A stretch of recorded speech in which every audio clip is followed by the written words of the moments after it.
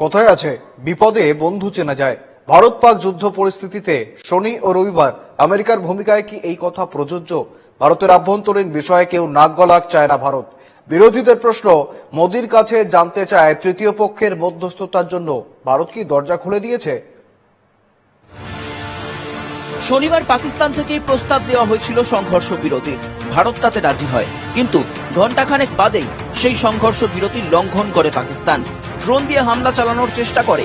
সরকারি সূত্রে খবর, পাকিস্তানের হামলার পর ভারত স্পষ্ট করে দিয়েছে যে সংঘর্ষ বিরতি সমঝোতা হয়েছে, কোনো আনুষ্ঠানিক চুক্তি হয়নি। কিন্তু কেন পাকিস্তান যুদ্ধ থামাতে এত মরিয়া? মূলত দুটি কারণ। এক, ভারতের প্রত্যাঘাতে পাকিস্তান সামরিকভাবে একেবারে বিপর্যস্ত। দুই, পাকিস্তানের অর্থনীতির একেবারে হাঁড়ির হাল অবস্থা। পাকিস্তানের রাফিফি, মুরিদ, চাকলালা ও রহিম ইয়ার খান বায়ুসেনা ঘাঁটি গুড়িয়ে দেয় ভারত। স্কারদু, সরগোধা, জেকোবাবাদ, ভোলারির মতো পাকিস্তানের গুরুত্বপূর্ণ বায়ু ঘাঁটি ধ্বংস। শুক্কুর ও চুনিয়ায় পাক সেনা ঘাঁটি, পসরুর ও শিয়ালকোটের বিমান ঘাঁটি ধ্বংস করে ভারত। ইসলামাবাদের পাশেই পাকিস্তানের নূর খান বিমান ঘাঁটিকেও নিশানা করেছে ভারত। মিসাইল হানায় ভারত ধ্বংস করেছে পাক মাটিতে থাকা লস্কর ও জৈশের সদর দপ্তর। পাকিস্তানের আকাশ প্রতিরোধমূলক ক্ষমতা সম্পূর্ণ নষ্ট করেছে ভারত। ভারতের প্রত্যাঘাতে ধ্বংস দুটি জ্বালানি ডিপো, ফলে পাকিস্তান সামরিক বিমানে জ্বালানি সংকট। ধ্বংস হয়েছে F-16, JF-17, J-10 ও বায়ুবাহিত রাডার বিমান S-Sub-2000 এরিয়াই AWACS। পাকিস্তানের মোট 5,000 থেকে 6,000 কোটি টাকারও বেশি অর্থনৈতিক ক্ষতি হয়েছে। প্রতিরক্ষা বিশেষজ্ঞদের মতে, পূর্ণ যুদ্ধ শুরু হলে পাকিস্তানের কাছে যে অস্ত্রশস্ত্র আছে তাতে টেনে টুনে 4 দিন টিকবে পাকিস্তান। পূর্ণ যুদ্ধক্ষেত্রে গেলে তাদের পরাজয় নিশ্চিত। সেনারা তাই এখন থেকেই ভীত।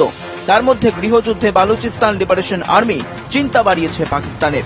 ইতিহাস বলছে, যতবার লড়েছে ততবার হেরেছে পাকিস্তান। 1947-48-এ কাশ্মীর নিয়ে যুদ্ধে রাষ্ট্রসংঘের মাধ্যমে যুদ্ধের অবসান ঘটে।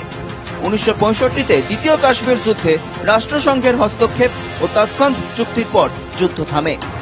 1971-এ বাংলাদেশ স্বাধীন করার যুদ্ধে বাংলাদেশ গড়ে ওঠে ও পাক সেনারা আত্মসমর্পণ করে। 1999-এর কার্গিল যুদ্ধে ভারতীয় সেনা অপারেশন বিজয়ের মাধ্যমে কার্গিল পুনরুদ্ধার করে। সামরিকভাবে দেউলিয়া হওয়ার পর এবার ভিখারি অবস্থা পাকিস্তানে।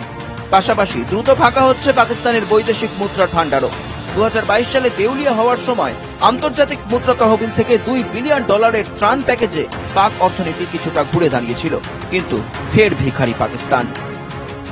বিশ্বের বিভিন্ন সংস্থার ঋণের উপর নির্ভর করে চলছে পাকিস্তান। ভারতীয় বিমান সংস্থাগুলি পাক আকাশ এড়ানোয় বিরাট ক্ষতির সম্মুখীন।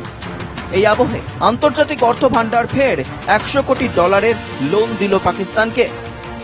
এর মধ্যে আন্তর্জাতিক ঋণ মান নির্ণয়কারী সংস্থা মুডিস জানিয়েছে, ভারতের সঙ্গে সামরিক সংঘাতে জড়ালে পাক অর্থনীতি ধসে যাবে। সিন্ধু জল বন্টন চুক্তি ভারত স্থগিত করায় পাকিস্তানে ফসল উৎপাদনেও বিরাট ক্ষতিগ্রস্ত হবে বলে সতর্ক করে দিয়েছে Moody's. Bureau report, NKTV Bangla.